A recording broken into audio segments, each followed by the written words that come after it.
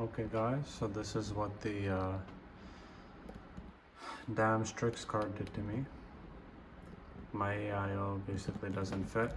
There's not enough clearance up top. I'd have to customize the bracket. I know I've seen it done before. It is possible, but there's no other way to get that in there. Realistically speaking, yeah, you'd have to customize the case in order to get it to fit. This is a Lian Dynamic Evo, case. Pretty big case. Not the biggest they make, but I'm pretty sure the XL would probably fit this in an upright configuration, but nonetheless, a beautiful system, but yeah, unfortunately, this is how it's got to run.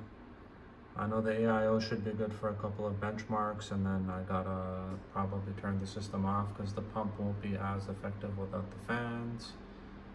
But just wanted to show you how it looks. This is basically it. I mean, it's a beautiful card, but yeah, no way to get it to work.